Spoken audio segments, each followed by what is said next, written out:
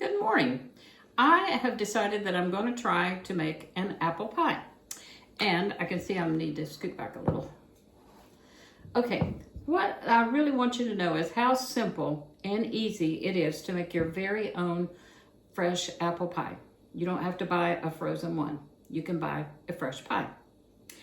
And I'm using a boxed pie crust just to kind of get it all these in a cardboard box. They're long and there's 2 in a box. And I think Pillsbury makes them, but the Aldi's ones are really good. And I'm putting it in a black iron skillet because it makes it really crust on the bottom and it does not get soggy. Any kind of pie you want to make, if you make it in your black iron skillet, it will turn out delicious.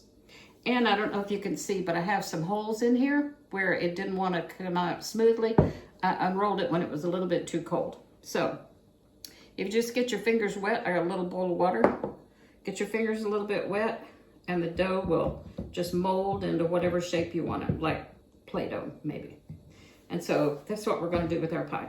I'm going to get my fingers a little moist and I'm going to move it enough that I want it to be a little bit bigger up the sides. So I'm just kind of going to scoot it a little bit up the sides. I want it to be just a little bit bigger and fit in the skillet a little bit better. My mom used to make these all the time growing up. We always had fresh apple pies. I don't even think they made frozen. Well, I grew up in the 50s and 60s, but I was a little girl in the 50s. And she always made everything homemade. But of course we lived in the holler, which any of my friends watching, you know that in the holler you had to make whatever sweet treats you wanted because sometimes we got to go to the grocery store. We'd walk up the road to Lemming's Grocery and we traded eggs. Yes, we traded eggs for some kind of merchandise. When we got a little older, we were allowed to go on our bicycles and we'd take a pillowcase to tie onto the bicycle handles to bring the groceries home. And so that was a pretty neat trick to be able to go. But if we wanted a little treat or whatever, we could gather up some eggs and take them and he would take them on trade.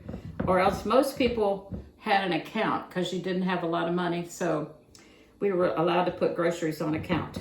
And by the way, this is Cora and it's from the Holler to the World. I'm sure you knew because you've already tuned in, but I need you to like and subscribe because I haven't been on here for a long time and so I don't want them to forget about me and I'd like to build up and have a lot of people. So here's the crust is ready, it's prepared and it really wasn't hard. I just used an already baked crust. And the apples in the old times, some of you can and will remember that I used to watch my dad every night almost. He would peel an apple. That was his treat after dinner before he went to bed. And the trick was to just try to peel this apple, all the whole apple without breaking the peel. Try to get all this apple unpeeled in one solid peel. I know it's kind of silly, but that's what, I mean, you have to invent things to do when you live in the holler. That was a sport, I guess. Whittling, a lot of the old men would stand and talk. They'd come down and visit under the shade tree and they'd talk and they would tell stories. And meanwhile, they'd be whittling on a stick or making a toothpick or just talking. But I think I'm doing pretty good. But some of the contest was to peel your apple without, I'm almost making it, without breaking the peel. Ha! Did it. So anyway, there's my magic trick for the day. But what I did was I had some old apples left over from Christmas. I bought them before Christmas. I think they're Gala or Fuji or something like that. Maybe Pink Lady. I don't even remember. But they're not generally a cooking apple. But I bought them and they kind of got soft and nobody wanted to eat them. And so I thought, well, I can just make a pie.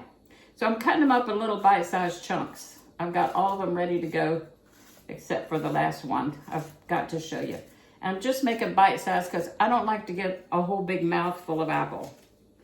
I really like the juice and the stuff around it better than I like getting a big bite of apple. So I'm cutting them up in little bitty chunks and I'm going to put them in this pan.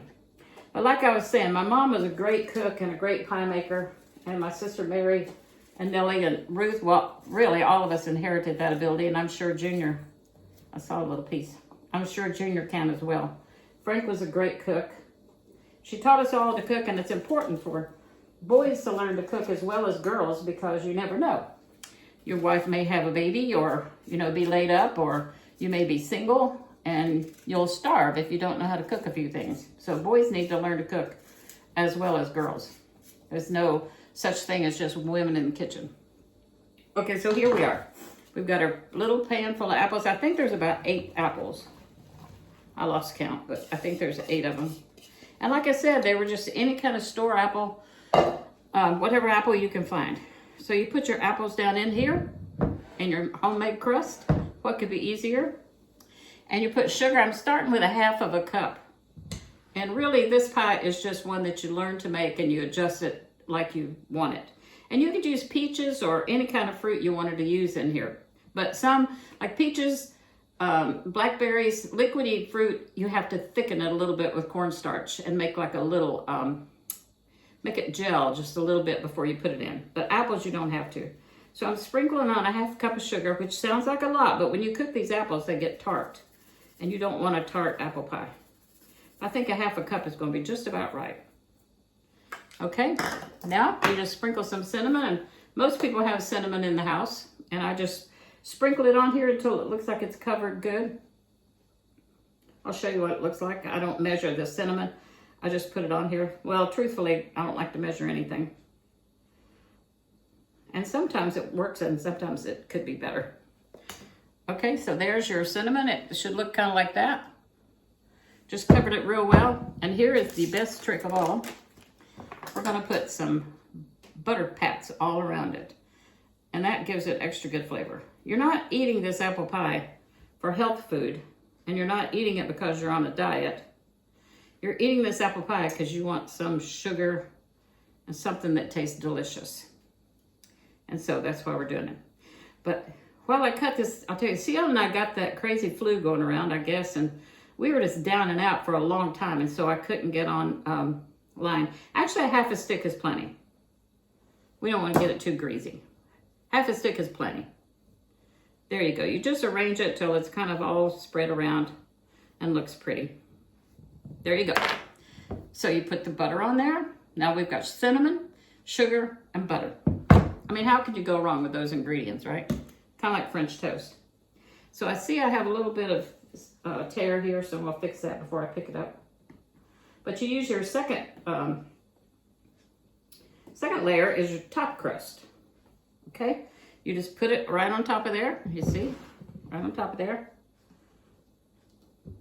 And the sides, you want to kind of tuck them in because you don't want the juice of the pie coming out. So I just kind of roll them under. Roll them under. Roll them under. I'm just kind of rolling it. Just rolling it, curling up the edges. Like that. When I get around there, then I'm going to try to find the bottom, and I'm just going to kind of crimp them together. I just kind of pinch them. Just like if you wanted to pinch somebody. Just kind of pinch them. I know. Brothers and sisters used to pinch each other. Ruth and I shared a bedroom with Mary and Nellie, and we paired up to sleep, and Ruth and I were partners to sleep. And maybe during the night we started pinching each other. And so one would get kicked out of the bed, of course, as always. We're making an apple pie. Ciel just came in. You got to come in and let him see your outfit. He's turned into quite the woodworker. He's out working on the fence, as you saw the other day. He's working on the gate today or something. So there's his outfit. He's got his cutter outfit on. And when we come back after the pie gets baked, I'm going to let him sample it for you. I'll do that. But meanwhile, we've got the edges kind of pinched and it looks like that. Okay. So I'm going to take a fork and just at random make some holes in there so the crust won't bubble up. And, if it bubbles up, then it won't let the air out. And you need to let the air come out so it can cook properly. So I've just kind of made holes all around. And you see how simple that is. You can pay, $6 or $8 for a pie at the store, and it's frozen, and it tastes like a frozen pie, which is good. I like them. I like Marie Callender's. I like Smith's. I love them. But this you've created yourself. And there's a sense of pride in being able to make your own pie. So here's what it looks like. We had 2 crusts from Aldi's. I don't usually take the time to write the recipe down, I'm sorry. But 2 of the boxed pie, either Pillsbury or Aldi's. Aldi's has a great flavor and they're cheap. They're like maybe $2 something, I think. Just under $3, I believe. So we have the crust.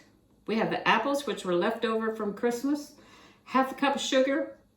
Cinnamon covering the top, but not too thick because it gets bitter. And then we have the top put on, the butter. Half a stick of butter. And sometimes I sprinkle a little bit of sugar, which I will get a little bit with even just with my fingers. Sorry about that.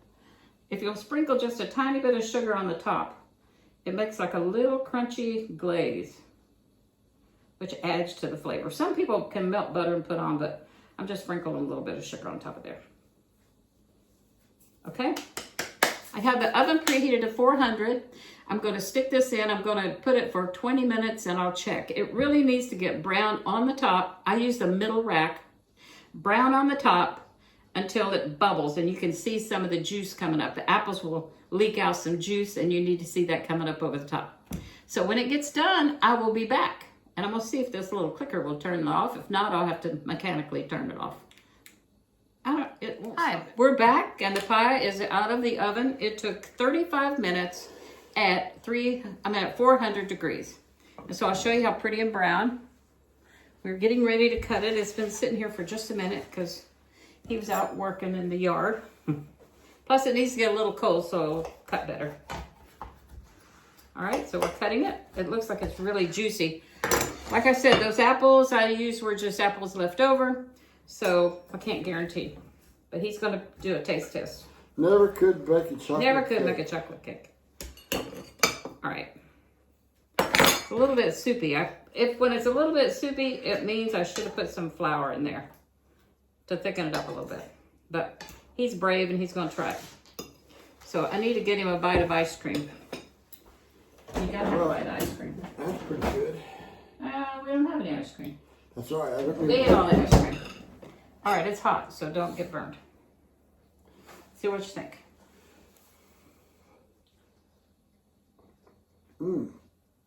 Is it good? It's just a little bit runny, a little bit juicy.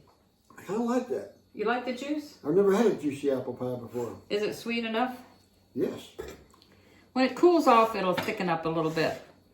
It's kind of a little thin right now. But this is the pie. Like I said, you can sprinkle a little bit of flour on the top of it when you're putting it together. But for some apples that were getting ready to be thrown away and a $3 box of pie crust, Delicious. I'd say it ain't bad. Delicious. So for now, we're going to sign One of off. the best I've ever had. No telling what we'll be back on here doing. I should be outside helping him with the gate and doing the gate, but I'm in here. So for now, we're going to tell I value you being here. goodbye and God bless. And I'll talk to you later.